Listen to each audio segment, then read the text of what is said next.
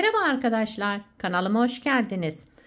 Bugün şöyle bir bebe yünüm var. Bununla güzel, yapımı kolay, gösterişli bir model başlayacağız. İpim orta kalınlıkta 100 gram 250 metre uzunluğu olan iplerden. İpimi uygun kullanacağım şiş 3,5 numara. Dilerseniz yapım aşamalarına geçelim. İlmeklerimizi çıkartarak başlayalım. Şu şekilde birinci ilmeğimi aldım. Bu model için ilmek sayısı 10 ve onun katları artı 3 olması gerekiyor. Yapacağımız örgüye göre bu şekilde ilmeklerimizi ayarlayacağız. 2, 4, 6, 8, 10. Evet, bu bir model için. Şöyle ilmeklerimi tamamlayıp geliyorum. Evet, ilmeklerimi çıkardım. Şu anda şişimde 23 ilmeğim var. Daha sonra da bir sıra ters ördüm. Lastik yapmayacağım için bu işlemi yaptım. Örgümün ön yüzüne geçtim. Modelimiz 8 sıradan oluşuyor. Şimdi birinci sıra ön yüzündeyim. Kenar ilmeğinden sonra bir ilmek düz, bir ilmek artırma yaptım. Daha sonra sıradaki 2 ilmeğimin ikisini bir alarak sola doğru kestim. Devamında 5 ilmek ters öreceğim.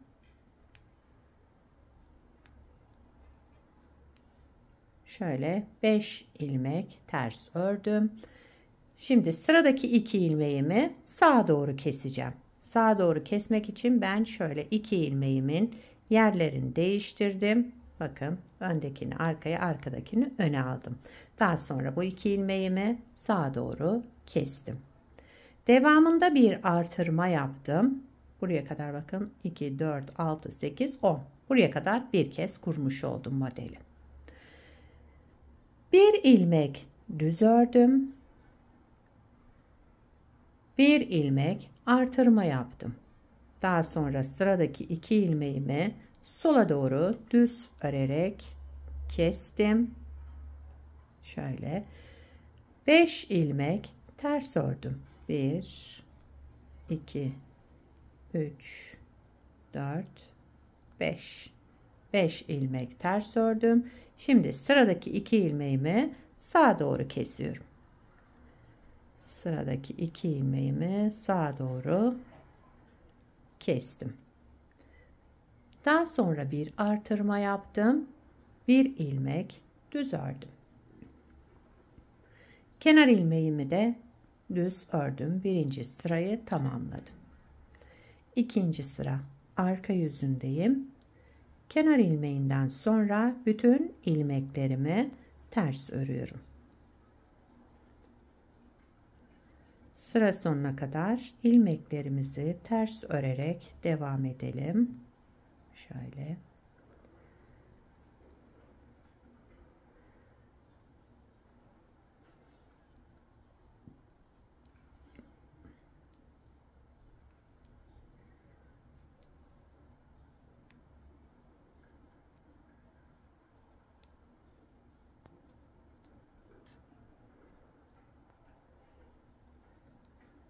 Kenar ilmeğimi de düz ördüm.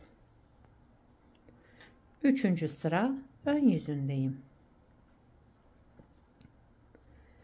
Kenar ilmeğinden sonra 1 2 ilmek düz ördüm. Daha sonra bir artırma yaptım. Sıradaki ilmeğimle bir sonrakini alarak sola doğru kestim. Tek ilmeğe düşürdüm. Şimdi bu ortada 3 ilmek ters öreceğiz. 1 2 3 ilmek ters ördüm. Daha sonra sıradaki 2 ilmeğimi de sağa doğru keseceğim. Bir öncekini sola kesmiştim. Şimdi sağa doğru 2 ilmeğimi kestim. Tek ilmeğe düşürdüm. Daha sonra bir artırma yaptım. 1 2 3 ilmek düz ördüm. Bir ilmek artırma yaptım. 2 ilmeğimi sola doğru kestim. 3 ilmek ters ördüm. Sıradaki 2 ilmeğimizi sağa doğru keselim. Şöyle. Kesme işleminden sonra bir artırma, sıra sonunda 2 düz ilmek, bir de kenar ilmeğimi düz ördüm. 4. sıra arka yüzündeyim. Kenar ilmeğinden sonra yine bütün ilmeklerimizi ters olarak örelim.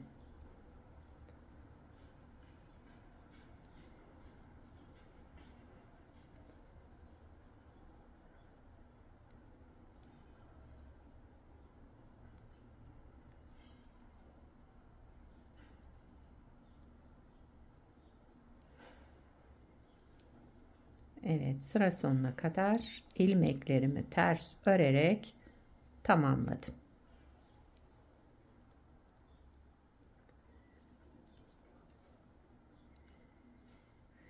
Beşinci sıra ön yüzündeyim. Şöyle dilimlerimiz oluşacak.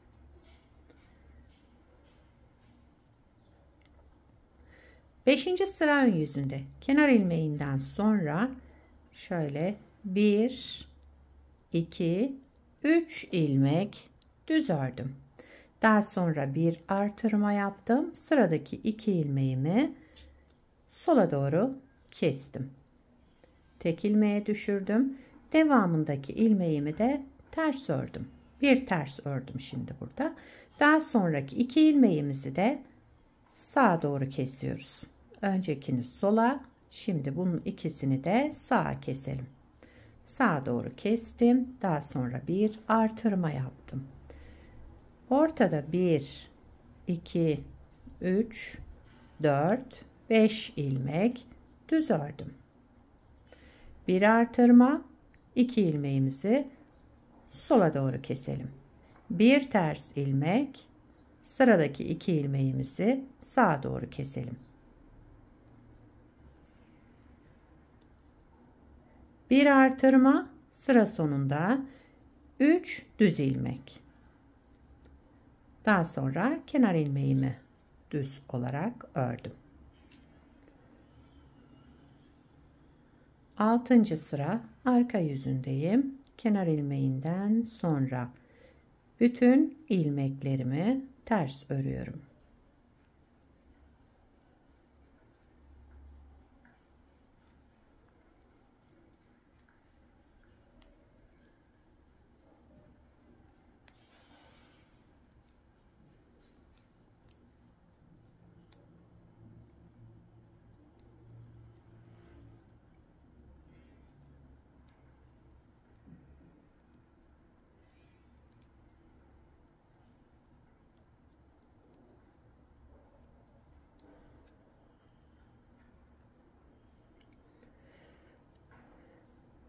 Evet. 7. sıra ön yüzüne geçtim. Şöyle. Kenar ilmeğinden sonra 1, 2, 3, 4 ilmek düz ördüm. Bir artırma yaptım. Sıradaki 2 ilmeğimi, yani sıradaki ilmeğimi örmeden aldım. Daha sonraki 2 ilmeğin yerlerini değiştiriyorum. Şöyle sağa doğru kestim bu 2 ilmeğimi. Örmeden aldığım ilmeği de bu ilmeğin üzerinden geçirdim, bıraktım. Daha sonra tekrar bir artırma yaptım. Ortada 1, 2, 3, 4, 5, 6, 7 ilmek düz ördüm. Bir artırma, sıradaki ilmeğimizi örmeden alalım. Diğer 2 ilmeğimizi de sağa doğru keselim. 2 ilmeği sağa doğru kestim. Örmeden aldığım ilmeği de bu ilmeğin üzerinden geçirdim ve bıraktım. Daha sonra bir artırma yaptım. Sıra sonunda 1, 2, 3, 4 ilmek düz ördüm. Kenar ilmeğimi de düz olarak ördüm. 7. sırayı tamamladım. 8. sıra arka yüzündeyim. Kenar ilmeğinden sonra bütün ilmeklerimi ters örüyorum. Sıra sonuna kadar ilmeklerimizi ters örerek tamamlayalım. Modelimizi bir kez kurmuş olduk. Model hep bu 8 sıranın tekrarından oluşacak. Aynı şekilde birinci sırayı nasıl yaptıysak böyle başlayacağız ikinci model kurulumuna.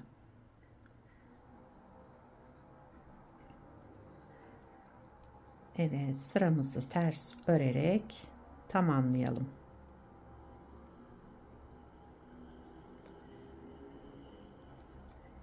Kenar ilmeğimi de düz ördüm. Evet, bakın modelimiz böyle.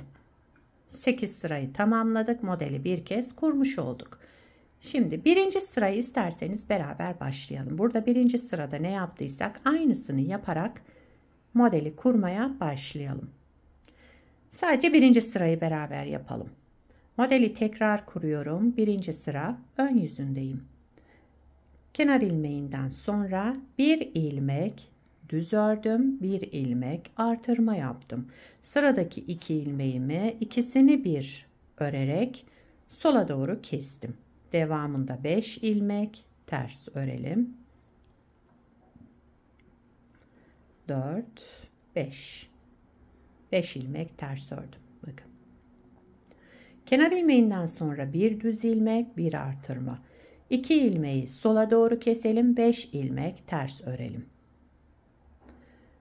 Daha sonraki 2 ilmeğimizi de sağa doğru keselim. Şöyle sağa doğru keselim. Bir ilmek artırma yapalım, bir ilmek düz örelim. Bir ilmek artırma yapalım, sıradaki 2 ilmeğimizi sola doğru keselim. Devamında yine 5 ilmek ters örelim.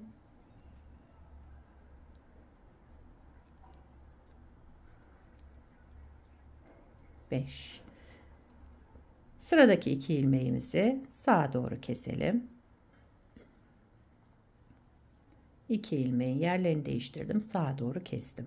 Kesme işleminden sonra bir artırma, daha sonra bir düz ilmek. Kenar ilmeğimi de düz ördüm. Birinci sırayı beraber kurmuş olduk. Model böyle devam edecek. Şöyle. Bundan sonrası da aşağıda yaptığımız gibi videoda tekrar izleyerek yapabilirsiniz. Anlaşılmayan yer olduysa. Model böyle devam ediyor arkadaşlar. Bir parçada daha önce hazırladım. Bakın bunu da daha önce hazırladım. Burada da lastik kullanmadım. İsterseniz lastik üzerine kurabilirsiniz. İsterseniz lastiksiz yapabilirsiniz bu modeli. Şöyle güzel kabarık kabarık görünen gösterişli bir model. Modelin arka yüzü de bu şekilde. Şöyle. Bu modelden yelek, hırka, süveter hepsinde kullanabilirsiniz. Yetişkin örgülerinde, çocuk örgülerinde gayet uygun bir model. Sizler de nelerde kullanacaksınız bu modeli, neler yapacaksınız? Onları yorumlarda belirtirseniz sevinirim. Beni buraya kadar izlediyseniz bir beğeni yapmayı, yorum yapmayı, beni desteklemeyi unutmayın. Şimdiden hepinize teşekkürler. Yapacak olanlara kolay gelsin. Bir sonraki videoda görüşmek üzere. Hoşça kalın.